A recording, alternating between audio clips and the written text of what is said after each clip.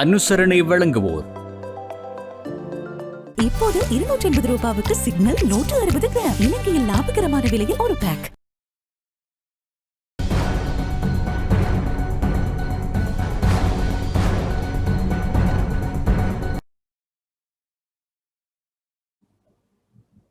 வணக்கம். நீங்கள் இணைந்திருப்பது டான் தொலைக்காட்சியின் இரவு நேர பிரதான செய்திகளோடு. செய்தியுடன் இணைந்திருக்கும் நான் கேலிஸ் பீட்டர் சேவியர். முதலில் தலைப்புச் செய்திகள்.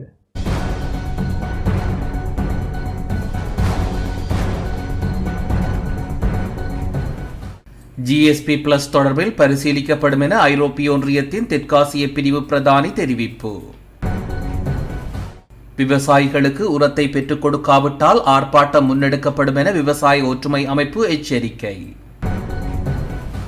கல்வித்துறையை மாற்றியமைக்க வேண்டும் என பிரதமர் ஹரணி அமரசூரிய தெரிவிப்பு.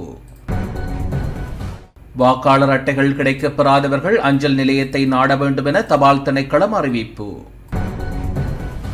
மட்டக்களப்பு மாநகர சபையின் புதிய கட்டடத்திற்கு அடிக்கல் நாட்டல்.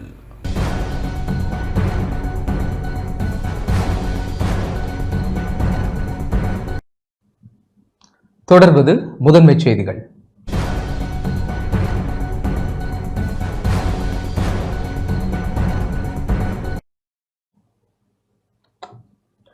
GSP Plus தொடர்பில் பரிசீலிக்கப்படும் என ஐரோப்பிய ஒன்றியத்தின் தெற்காசிய பிரிவு பிரதானி தெரிவித்துள்ளார். GSP Plus மதிப்பாய்வு நேர்மறையாக பரிசீலிக்கப்படும் என ஐரோப்பிய ஒன்றியத்தின் தெற்காசிய பிரிவு பிரதானி சார்லஸ் வைட்லி தெரிவித்துள்ளார். இலங்கைக்கு விஜயம் செய்துள்ள ஐரோப்பிய ஒன்றிய பிரதிநிதிகளுக்கும் ஜனாதிபதி அனுரகுமார் திசுநாயக்கவிற்கும் இடையில் இன்று ஜனாதிபதி செயலகத்தில் நடைபெற்ற கலந்துரையாடலின் போது வைட்லி இவ்வாறு தெரிவித்தார். ஐரோப்பிய ஒன்றியத்திற்கும் இலங்கைக்கும் இடையிலான நீண்டகால நட்புறவு பல வணிக சாதனைகளை அடைய உதவியுள்ளது என்றும், மேலும் வணிக சாதனைகளை அடைவதில் இலங்கைக்கு ஆதரவளிக்க தயாராக இருப்பதாகவும் அவர் கூறினார். ஐரோப்பிய ஒன்றியத்தின் GSP Plus வரி சலுகையை வழங்குவதில் கருத்தில் கொள்ளப்படும் அளவுகோல்கள் தற்போதைய அரசாங்கத்தின் கொள்கைகளுடன் ஒத்துப்போகின்றன என்றும் வைட்லி கூறினார்.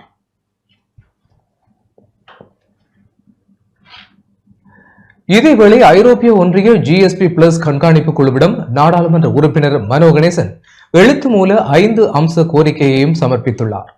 சர்வதேச சமூகத்தின் மீது நம்பிக்கை வைத்து தமிழ் மக்கள் சலிப்பு அடைந்து விட்டார்கள். இந்நிலையில் நமது கடைசி சர்வதேச நம்பிக்கை ஐரோப்பிய ஒன்றியம் என்பதை புரிந்து கொண்டு நீங்கள் இலங்கை விவகாரத்தை அணுகுங்கள். பயங்கரவாத தடை சட்டத்தின் உடனடி இடைநிறுத்தம், புதிய அரசியலமைப்புக்கான கலந்துரையாடல் உடனடி ஆரம்பம், உண்மை ஆணைக்குழு மூலம் காணாமல் போனோர் மற்றும் பொறுப்பு கூறல் விவகாரங்களின் உடனடி அர்த்தபூர்வ நடவடிக்கை, நீண்டகால தமிழ் அரசியல் கைதிகளின் உடனடி விடுதலை, நவீன அடிமைத்துவம் அம்சங்களை கொண்ட மலையக தமிழர் சமூகத்துக்குள் வரும் பெருந்தோட்ட வாழ் மக்களை ஐரோப்பிய கண்காணிப்பு வலயத்துக்குள் கொண்டு வந்து அவர்களது காணி உரிமை உட்பட வாழ்வுரிமைகளை மேம்படுத்தல் ஆகியவை தொடர்பான முன்மொழிவுகளை எழுத்து மூலமாகவும் உரையாடல் மூலமாகவும் இலங்கைக்கு வரிச்சலுகையை தொடர்ந்து வழங்கலாமா என ஆய்வு செய்து அறிக்கை சமர்ப்பிக்க கொழும்பு வந்துள்ள ஐரோப்பிய ஒன்றிய GSP Plus கண்காணிப்பு குழுவினரிடம் நாம் நேரடியாக சமர்ப்பித்தோம். இந்த நிபந்தனைகளை திகதி குறித்து நிறைவேற்றினால் இலங்கைக்கு GSP Plus வரிச்சலுகை வழங்கப்பட வேண்டும் என தமிழ் முற்போக்கு கூட்டணி தலைவர் மனோ கணேசன் தெரிவித்தார். இலங்கை வந்துள்ள ஐரோப்பிய ஒன்றிய GSP Plus வரிச்சலுகை கண்காணிப்பு குழுவிற்கும் தமிழ் முற்போக்கு கூட்டணி குழுவிற்கும் இடையில் சந்திப்பு உரையாடல் கொழும்பில் உள்ள ஐரோப்பிய ஒன்றிய தூதரகத்தில் நேற்று இடம்பெற்றமை குறிப்பிடத்தக்கது.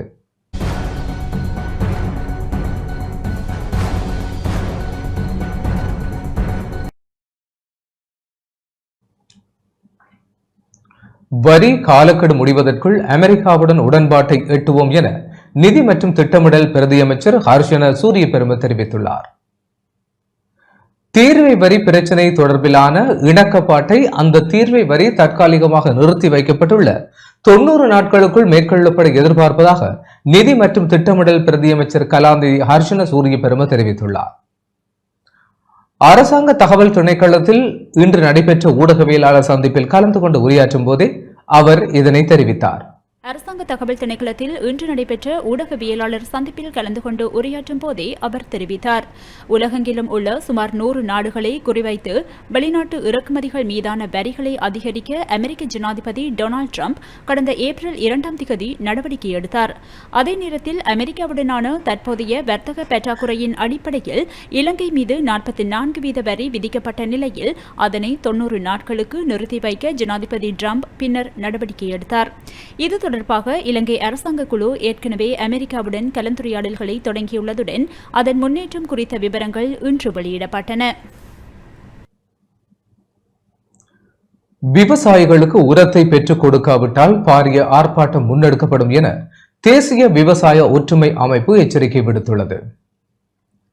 விவசாயிகளுக்கு உரத்தை பெற்றுக் கொடுக்காவிட்டால் விவசாய அமைச்சுக்கு முன்பாக பாரிய ஆர்ப்பாட்டம் ஒன்றை முன்னெடுக்கப் போவதாக தேசிய விவசாய ஒற்றுமை அமைப்பின் தலைவர் அனுராத தென்னகோன் தெரிவித்துள்ளார். தகவல் அறியும் உரிமை சட்டத்தின் கீழ் விவசாய அமைச்சில் ஆவணங்களை இன்று சமர்ப்பித்த பின்னர் அவர் ஊடகங்களுக்கு இவ்வாறு தெரிவித்தார்.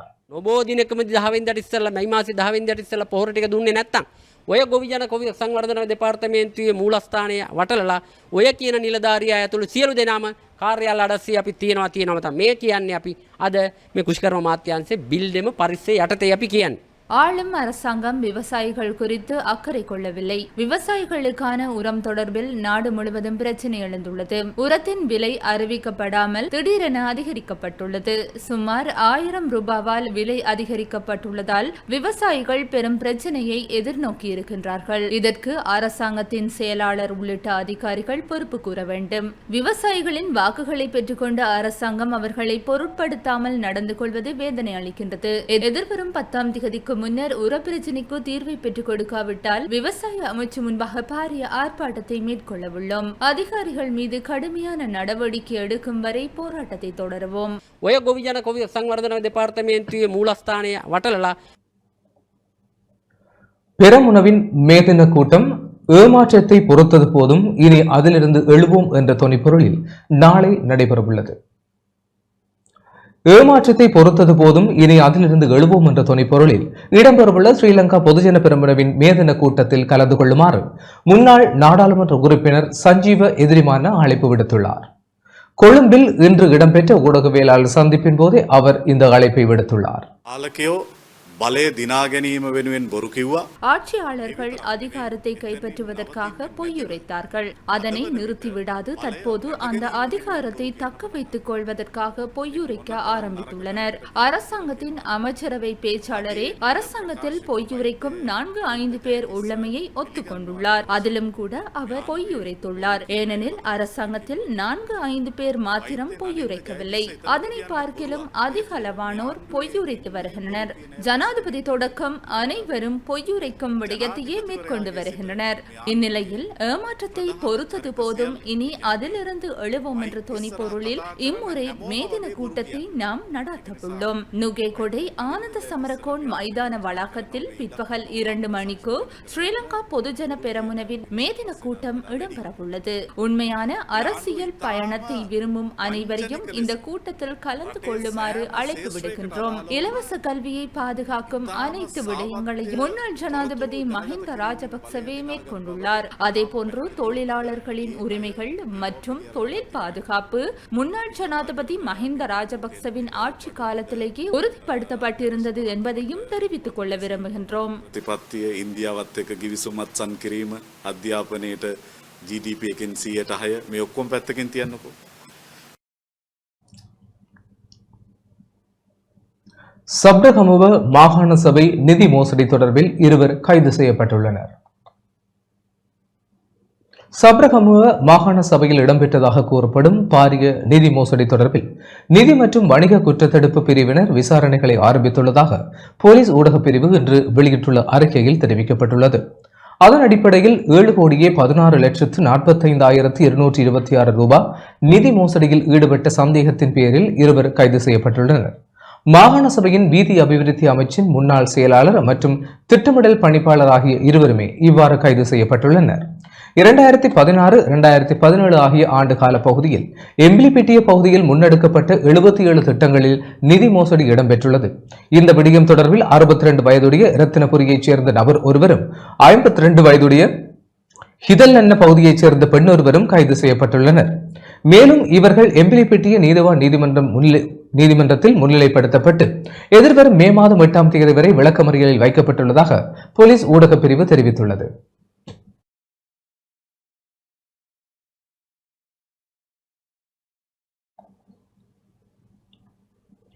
மட்டக்களப்பு இந்து கல்லூரியில் இருந்து உயர்தர பரீட்சைக்கு தோற்றி சிறந்த பெறுபவர்களை பெற்றுக்கொண்ட மாணவர்கள் இன்றைய தினம் கௌரவிக்கப்பட்டனர்.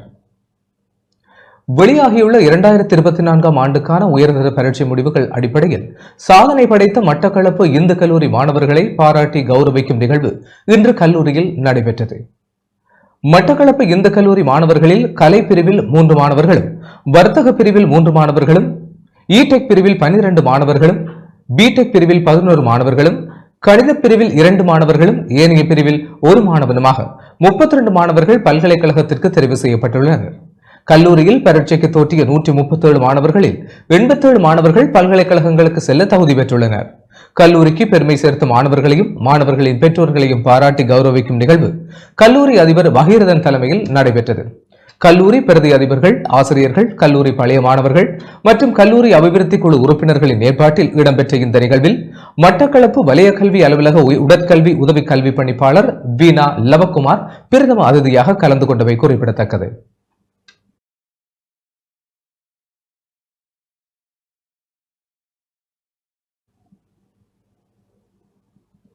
ஜனநாயக தமிழ் தேசிய கூட்டணி இன்று யாழ்ப்பாணம் மருதநாடர்மடம் சந்தை பகுதியில் பிரச்சாரத்தில் ஈடுபட்டது. எதிர்வரும் உள்ளூராட்சி தேர்தலை இலக்காக கொண்டு ஜனநாயக தமிழ் தேசிய கூட்டணியின் தேர்தல் பிரச்சார நடவடிக்கை இன்று யாழ்ப்பாணம் மருதநாடர்மடம் சந்தை பகுதியில் முன்னெடுக்கப்பட்டது.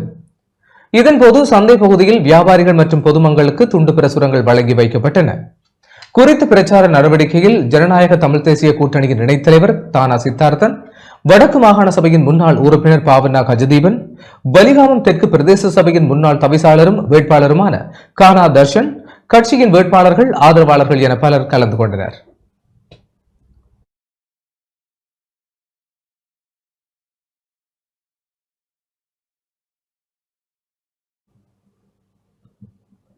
இந்திய மீனவர்கள் இலங்கை கடற்பரப்புக்குள் அத்துமீறி நுழைந்து மீன்பிடி நடவடிக்கையில் ஈடுபடுவதை தடுப்பதற்கு தேவையான அனைத்து நடவடிக்கைகளும் முன்னெடுக்கப்படும் என கடற்தொழில், நீரியல் மற்றும் கடல் வளங்கள் அமைச்சர் ராமலிங்கம் சந்திரசேகர் தெரிவித்துள்ளார். யாழ்ப்பாணம் நெடுந்தீவு பகுதிக்கு நேற்று பயணம் மேற்கொண்டிருந்த அமைச்சர் மீனவ சங்கங்களின் பிரதிநிதிகளை சந்தித்து கலந்துரையாடினார். இதன்போது இந்திய மீனவர்களின் அத்துமீறல் மற்றும் சட்டவிரோத மீன்பிடி நடவடிக்கையால் தமது வாழ்வாதாரத்துக்கு ஏற்படும் பாதிப்புகள் தொடர்பில் மீனவர்கள் அமைச்சரிடம் எடுத்துரைத்தனர். இந்திய மீனவர்களின் அத்துமீறலை தடுப்பதற்கு நிரந்தர பாதுகாப்பு பொறிமுறை ஒன்று அவசியம் எனவும் அவர்கள் சுட்டிக்காட்டினர். இதற்கு பதிலளித்த அமைச்சர், இந்திய மீனவர்களின் அத்துமீறலை தடுப்பதற்குரிய ராஜதந்திர நடவடிக்கை உட்பட அனைத்து விதமான நடவடிக்கைகளும் முன்னெடுக்கப்படும் எனவும் இது தொடர்பில் படையினருக்கும் உரிய ஆலோசனை வழங்கப்பட்டுள்ளது என குறிப்பிட்டார். கடற்தொழிலாளர்கள் எதிர்நோக்கும் சவால்கள் மற்றும் இறங்குதுறை பிரச்சினை சம்பந்தமாகவும் கருத்துக்கள் முன்வைக்கப்பட்டன. அவை தொடர்பிலும் உரிய நடவடிக்கை எடுக்கப்படும் என அமைச்சர் உறுதியளித்தார். அதேவேளை நெடுந்தீவு மக்களுடனும் அமைச்சர் கலந்துரையாடலில் ஈடுபட்டார். இதன்போது நெடுந்தீவு அபிவிருத்தி மற்றும் சுற்றுலாத்துறை மேம்பாடு தொடர்பில் அவதானம் செலுத்தப்பட்டது.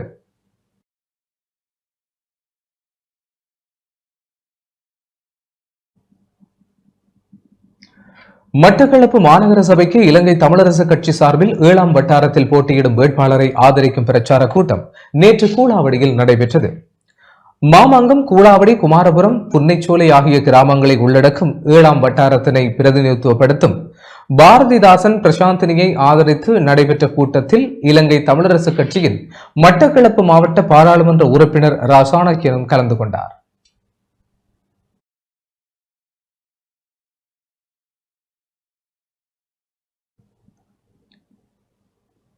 அம்பாறை மாவட்டத்தில் உள்ளூராட்சி மன்ற தேர்தலுக்கான ஏற்பாடுகள் பூர்த்தியடைந்துள்ளதாக மாவட்ட தெரிவத்தாட்சி அலுவலகர் தெரிவித்துள்ளார்.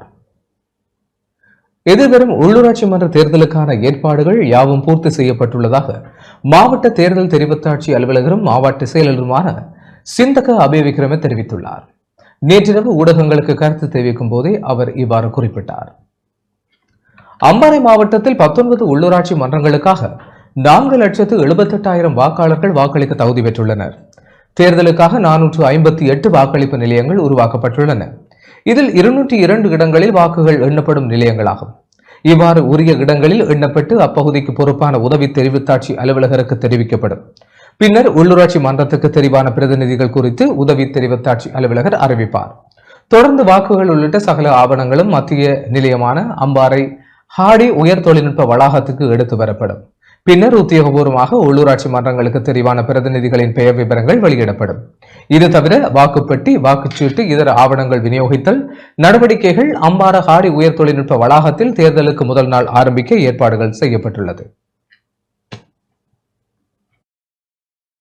චන්දදායකින්ගෙන් ඉතාමත්ම කාරුණික විල්ලා සිටිනවා ඡන්දය ප්‍රකාශ කිරීම මැයි මාසේ 6 වෙනිදා පෙරවරු 7ට පටන් අරගෙන පස්වරු 4ට අවසන් කරනවා. පුළුවන් තරම් හැකි උපරිම ආකාරයෙන් හැකි තාක් තමන්ගේ ඡන්ද පොළට ගිහිල්ලා වේලාසන මේ ඡන්දය ප්‍රකාශය කරන්න උදෙන්ම ඡන්ද පොළට ගිහිල්ලා තමන්ගේ ඡන්දය ප්‍රකාශ කරන හැටියට ඉල්ලා සිටිනවා.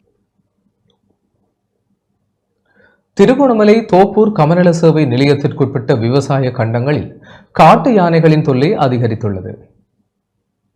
திருகோணமலை தோப்பூர் கமநல சேவைகள் நிலையத்துக்குட்பட்டதும் நாகம்மாள் விவசாய சம்மேளனத்தினால் பராமரிக்கப்படும் காயன்கணி கண்டத்தில் சிறுபுக வேளாண்மை செய்கை மேற்கொள்ளப்பட்டு வருகின்றது.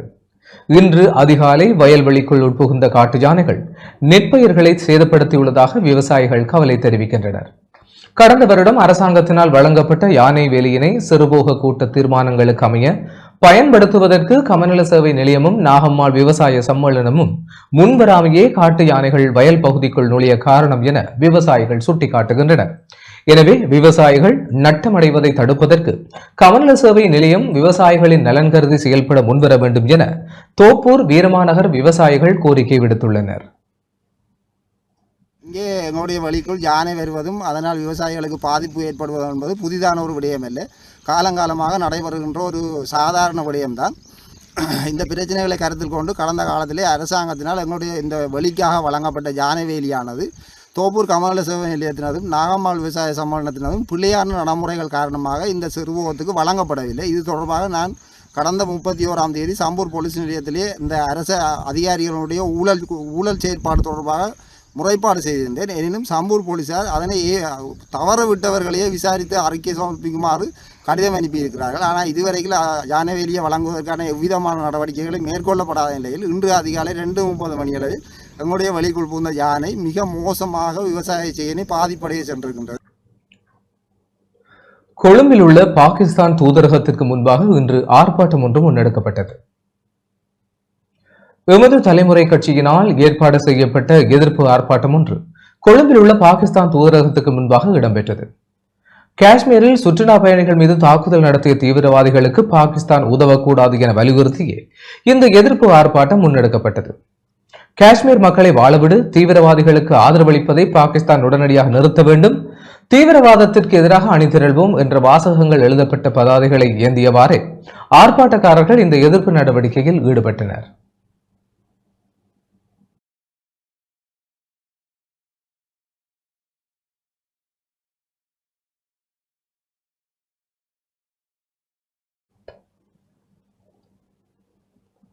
கல்வித்துறையை மாற்றியமைக்க வேண்டும் என பிரதமர் ஹரணி அமரசூரிய தெரிவித்துள்ளார். சர்வதேச ரீதியாக இலங்கை பற்றி பேசக்கூடிய அளவில் எமது கல்வித்துறையை மாற்றியமைக்க வேண்டும் என பிரதமர் ஹரணி அமரசூரிய தெரிவித்துள்ளார். பெலவத்தையில் அமைந்துள்ள இலங்கை பரீட்சைகள் திணைக்களத்தின் புதிய கட்டிடம் ஒன்றை திறக்கும் நிகழ்வில் இன்று கலந்து கொண்டு உரையாற்றும் போதே அவர் இதனை குறிப்பிட்டார். அடுத்த வருடம் கல்வியில் மறுசீரமைப்பை மேற்கொள்வதற்கு நடவடிக்கைகள் முன்னெடுக்கப்பட்டு வருகின்றன. அதன் முதல் கட்டமாக அங்கீகாரத்தை பெற்றுக்கொள்ள வேண்டும், அதற்கு பரீட்சைகள் திணைக்களம் தலைமை தாங்க வேண்டும், காத்திரு மாற்றத்தை கொண்டு வரும் நேரத்துக்குள் அதற்கான குழு ஒன்றை உருவாக்க வேண்டும், இது அவசியமாகும் எனவும் அவர் தெரிவித்தார். අපේ අධ්‍යාපනය ලෝකෙ තියෙන හොඳම ජාත්‍යන්තරව ලංකාව ගැන කතා කරන තත්වයට අපේ අධ්‍යාපන ක්‍රමය පත් කරගන්න ඕනේ. அடுத்த வருடம் கல்வியில் மறுசீரமைப்பை மேற்கொள்வதற்கு நடவடிக்கைகள் முன்னெடுக்கப்பட்டு வருகின்றன. அதன் முதல் கட்டமாக அங்கீகாரத்தை பெற்றுக்கொள்ள வேண்டும், அதற்கு பரீட்சைகள் திணைக்களம் தலைமை தாங்க வேண்டும், காத்திரமான மாற்றத்தை கொண்டு வரும் நேரத்தில் அதற்கான குழு ஒன்றை உருவாக்குதல் அவசியமாகும். எமக்கு 2 சவால்கள் காணப்படுகின்றன. தற்போது நடைமுறையில் உள்ள கல்வி திட்டத்தின் பரீட்சைகள் நடைபெறும் அதேவேளை காத்திரமான மாற்றத்தையும் கொண்டு வர வேண்டும். பொறிமுறைக்கு எந்த ஒரு தடையும் ஏற்படாத வண்ணமும் மாணவர்களுக்கு ஏதேனும் தடைகள் உருவாகாத வண்ணமும் அதனை செயற்படுத்த வேண்டும். ஆதலால் சம்பிரதாய முறையிலிருந்து விலகி எதிர்வரும் 5 ஆண்டு கால பகுதியில் வித்தியாசமாக சிந்திக்க வேண்டியுள்ளது. இந்த நாட்டில் இதனை கட்டாயம் செய்ய வேண்டும். உலகில் தலை சிறந்ததாக சர்வதேச மட்டத்தில் இலங்கை பற்றி பேசக்கூடிய அளவில் எமது கல்வித்துறையை மாற்றியமைக்க வேண்டும். ජාත්‍යන්තරව ලංකාව ගැන කතා කරන තත්වයට අපේ අධ්‍යාපන ක්‍රමය පත් කරගන්න ඕනේ.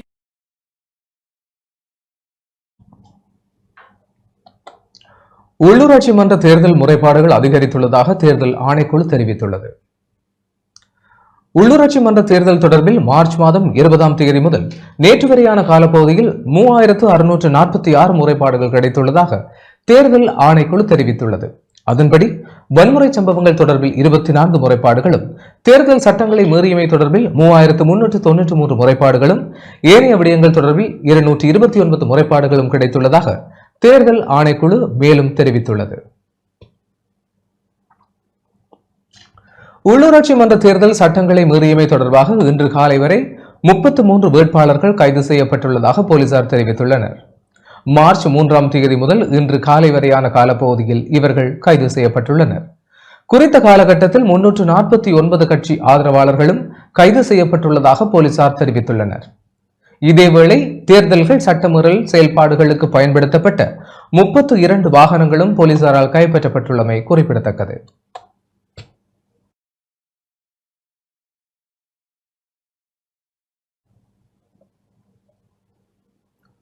வாக்காளர் அட்டைகள் கிடைக்கப்பெறாதவர்கள் அஞ்சல் நிலையத்தை நாட வேண்டும் என தபால் திணைக்களம் தெரிவித்துள்ளது. எதிர்வரும் உள்ளூராட்சி மன்ற தேர்தலுக்கான வாக்காளர் அட்டைகள் கிடைக்கப்பெறாதவர்கள் அருகில் உள்ள தபால் நிலையங்களுக்கு சென்று பெற்றுக் கொள்ளலாம் என தபால் திணைக்களம் தெரிவித்துள்ளது. இது தொடர்பில் அறிக்கை ஒன்றை வெளியிட்டுள்ள திணைக்களம் நாடு முழுவதும் வாக்காளர் அட்டைகளை விநியோகிக்க நடவடிக்கை எடுத்துள்ளதாக தெரிவித்துள்ளது. எனினும் ஏதேனும் காரணங்களுக்காக வாக்காளர் அட்டைகள் கிடைக்கப்பெறாதவர்கள் ஆளடையாளத்தை உறுதிப்படுத்தி அவற்றை பெற்றுக்கொள்ள முடியும் என அறிவிக்கப்பட்டுள்ளது. தேர்தல் தினமான மே மாதம் 6ஆம் தேதி மாலை 4 மணி வரை அவற்றை பெற்றுக்கொள்ளக்கூடிய வாய்ப்பு உண்டு எனவும் அறிக்கையில் சுட்டிக்காட்டப்பட்டுள்ளது.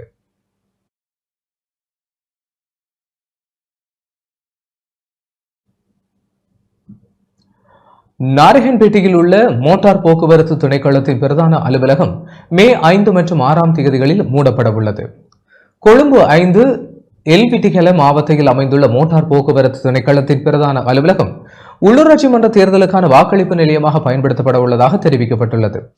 அதன்படி தேர்தலுக்கு முந்தைய நாளான மே 5ஆம் தேதி மற்றும் தேர்தல் தினமான மே 6ஆம் தேதியும் நாராயண்பேட்டையில் உள்ள மோட்டார் போக்குவரத்து திணைக்களத்தில் வழமையான பணிகள் முன்னெடுக்கப்பட மாட்டாது என்று பொதுமக்களுக்கு அறிவிக்கப்பட்டுள்ளது.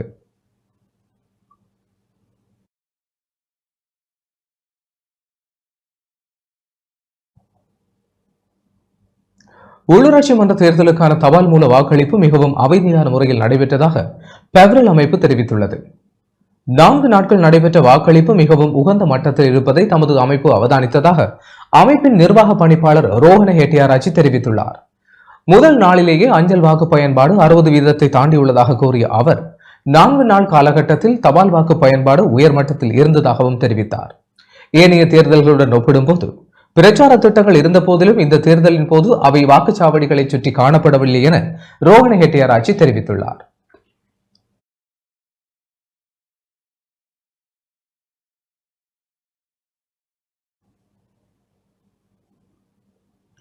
உள்ளூராட்சி தேர்தல் நிறைவடைந்தவுடன் ஒவ்வொரு தொகுதிக்கும் மக்கள் சபைகள் அமைக்கப்படும் என பிரதி அமைச்சர் சுனில் வட்டகல தெரிவித்துள்ளார்.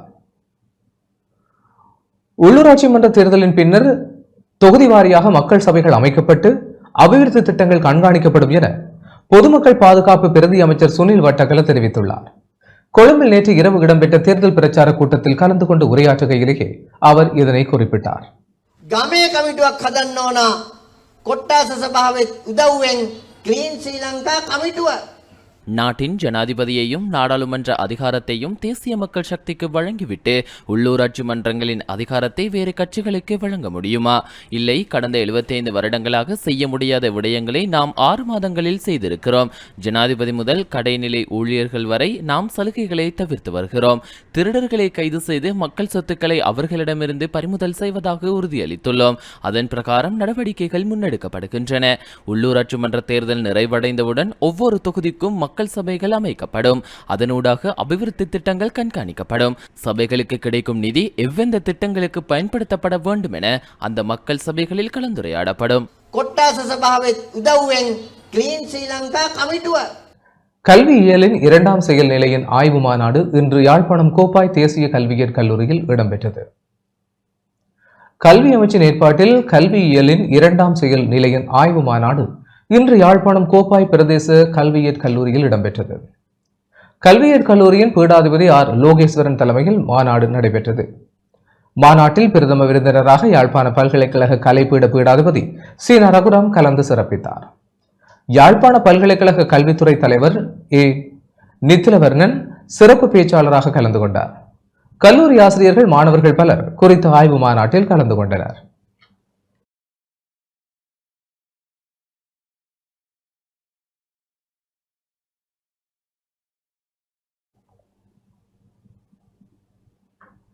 மட்டக்களப்பு மாநகர சபையின் புதிய கட்டடத்திற்கான அடிக்கல் நாட்டும் நிகழ்வு இன்று நடைபெற்றது. மட்டக்களப்பு மாநகர சபையின் புதிய கட்டடத்திற்கான அடிக்கல் நாட்டும் நிகழ்வு இன்று மாநகர ஆணையாளர் என் தனஞ்சியன் தலைமையில் நடைபெற்றது. சுமார் 100 வருடங்கள் பழமை வாய்ந்த கட்டடத்தில் மட்டக்களப்பு மாநகர சபை தற்போது இயங்கி வரும் நிலையில் நவீன வசதிகளுடன் கூடிய புதிய கட்டடத்திற்கு மாநகர சபை மாற்றும் நோக்குடன் புதிய கட்டடத்திற்கான அடிக்கல் இன்று நாட்டப்பட்டது. மாநகர ஆணையாளர் என் தனஞ்சியன் தலைமையில் மாநகர சபையின் முன்னாள் ஆணையாளர்களும் இணைந்து அடிக்கல்லினை நாட்டினர். மாநகர சபை உத்தியோகத்தர்கள் உட்பட பலரும் இந்நிகழ்வில் கலந்து கொண்டனர்.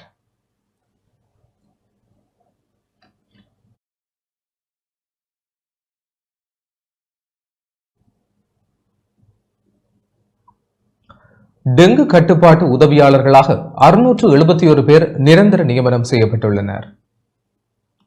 நாட்டில் தற்போது அதிகரித்து வரும் டெங்கு பரவலை கட்டுப்படுத்துவதில் சுகாதார மற்றும் ஊடக அமைச்சகம் மிகுந்த கவனம் செலுத்தி வருகிறது. மேலும் டெங்கு கட்டுப்பாட்டு திட்டங்களை தொடர்ந்து செயல்படுத்தும் நோக்கில் பயிற்சிகளை வழங்க நடவடிக்கை எடுத்து வருகிறது. இது தொடர்பாக ஒப்பந்த அடிப்படையில் ஆட்சேர்ப்பு செய்யப்பட்டு நீண்ட காலமாக பணியாற்றிய டெங்கு கட்டுப்பாட்டு உதவியாளர்களை நிரந்தர பதவிகளுக்கு ஆட்சேர்ப்பு செய்வதற்கான நேர்காணல்கள் 26 மற்றும் 27ஆம் தேதிகளில் சுகாதார மற்றும் ஊடக அமைச்சக வளாகத்தில் நடைபெற்றன. நிர்வாக சேவைகள் திணைக்களத்தால் வழங்கப்பட்ட ஒப்புதலின்படி டெங்கு கட்டுப்பாட்டு உதவியாளர்களாக நிரந்தர சேவைக்கு 671 பேரை ஆட்சேர்ப்பு செய்வதற்காக சுகாதார மற்றும் வெகுஜன ஊடக அமைச்சகம் இந்த நேர்காணலை நடத்தியது. இதில் 660க்கும் மேற்பட்ட விண்ணப்பதாரர்கள் பங்கேற்றனர்.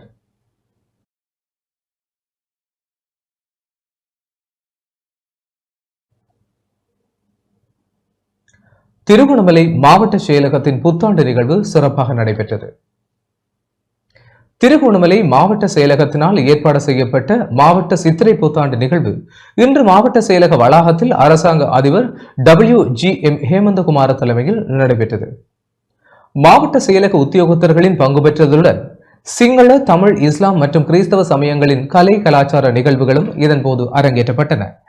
பாடசாலை மாணவர்களாலும் கலை கலாச்சார நிகழ்வுகள் ஆற்றுகை செய்யப்பட்டன. நிகழ்வில் மாவட்ட செயலக பதவி நிலை உத்தியோகத்தர்கள் மற்றும் மாவட்ட செயலக உத்தியோகத்தர்கள் உட்பட பலரும் கலந்து கொண்டனர்.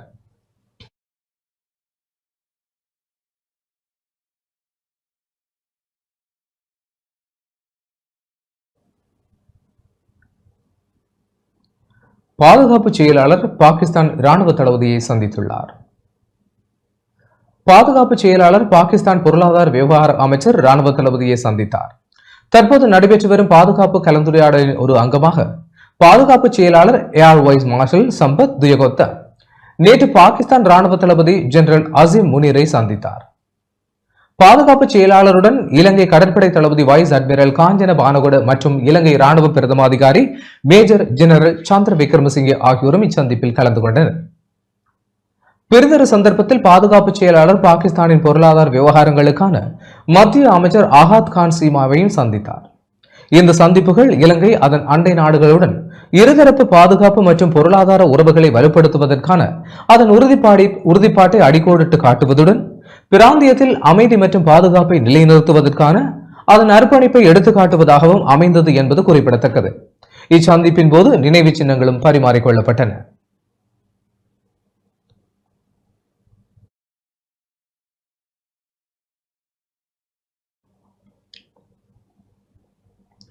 மட்டக்களப்பு பிராந்திய சுகாதார சேவைகள் பணிமனை அதிகாரிகளுக்கும் அரசு சார்பற்ற நிறுவனங்களின் பிரதிநிதிகளுக்கும் இடையே கலந்துரையாடல் ஒன்று நடைபெற்றுள்ளது.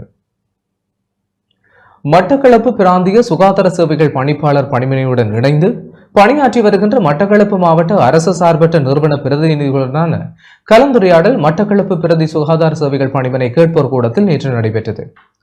பிராந்திய சுகாதார சேவைகள் பணிப்பாளர் பிராந்திய சுகாதார சேவைகள் பணிப்பாளர் ஆர் முரளீஸ்வரன் தலைமையில் நடைபெற்ற இந்த கலந்துரையாடலில் கடந்த காலங்களில் முன்னெடுக்கப்பட்ட செயல்பாடுகள் தொடர்பில் ஆராயப்பட்டதோடு எதிர்காலத்தில் மேற்கொள்ளப்பட வேண்டிய பணிகள் தொடர்பிலும் கலந்துரையாடப்பட்டன. தன்னார்வ தொண்டு நிறுவனங்களின் பிரதிநிதிகள், பிராந்திய சுகாதார சேவைகள் பணிப்பாளர், பணிமனை துறைசார் வைத்திய அதிகாரிகளும் கலந்துரையாடலில் கலந்து கொண்டனர்.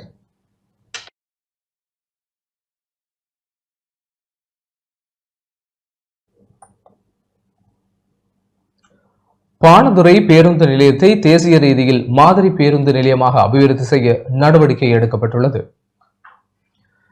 இலங்கை போக்குவரத்து சபையால் நிர்வகிக்கப்படும் பாணதுறை பேருந்து நிலையத்தை தேசிய ரீதியில் மாதிரி பேருந்து நிலையமாக அபிவிருத்தி செய்வதற்கான நடவடிக்கைகளை அரசாங்கம் மேற்கொண்டுள்ளது. நாடு முழுவதும் தெரிவு செய்யப்பட்ட 25 பேருந்து நிலையங்கள் அபிவிருத்தி செய்யப்பட உள்ளன. அதற்கமைய கைத்தொழில் மற்றும் தொழில் முயற்சியாண்மை அபிவிருத்தி பிரதி அமைச்சர் சதுரங்க அபேசிங்க தலைமையிலான குழுவினர் பாணந்துறை பேருந்து நிலையத்திற்கு நேற்று கண்காணிப்பு விஜயம் ஒன்றை மேற்கொண்டிருந்தனர். இதன்போது எதிர்கால திட்டமிடல்கள் குறித்து விரிவாக ஆராயப்பட்டுள்ளது. குறிப்பாக பேருந்து நிலையத்தை நவீன வசதிகளுடன் மாற்றியமைப்பதற்கு அவதானம் செலுத்தப்பட்டது. பயன்படுத்தப்படாத பேருந்துகளை பாவனைக்கு கொண்டு வருதல், போக்குவரத்து அட்டவணையில் மாற்றத்தை ஏற்படுத்துதல், எரிபொருள் செயல்திறனை மேம்படுத்துதல், தொழிலாளர் நலன் மற்றும் உட்கட்டமைப்பு வசதிகளை உருவாக்குதல், வினைத்திறனை அதிகரித்தல், பொருளாதார நடவடிக்கைகளுக்காக மேலதிக காணிகளை பயன்படுத்துதல் உள்ளிட்ட விடயங்கள் கலந்துரையாடப்பட்டன.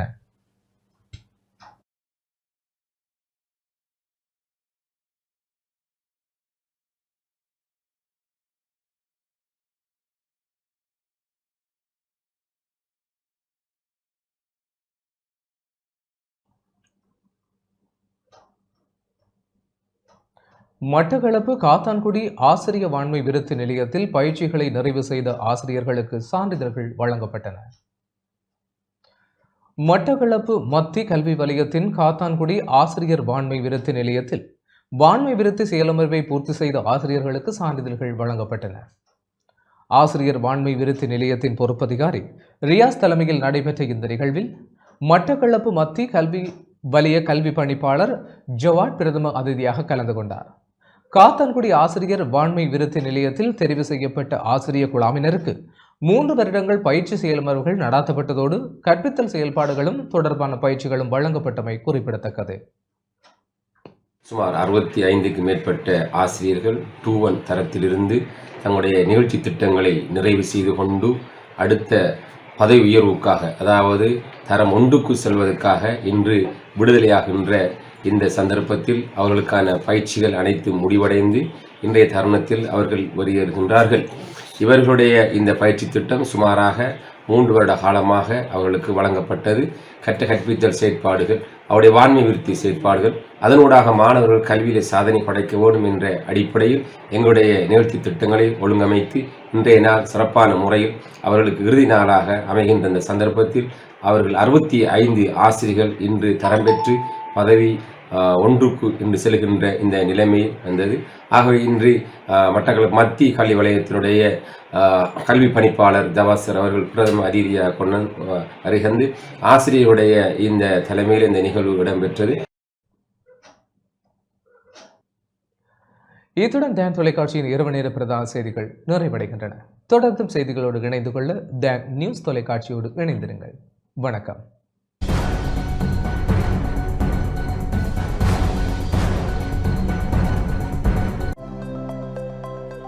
அனுசரணை வழங்கியோர் இப்போது 280 ரூபாவுக்கு சிக்னல் 160 கிராம். இலங்கையில் லாபகரமான விலையில் ஒரு பேக்.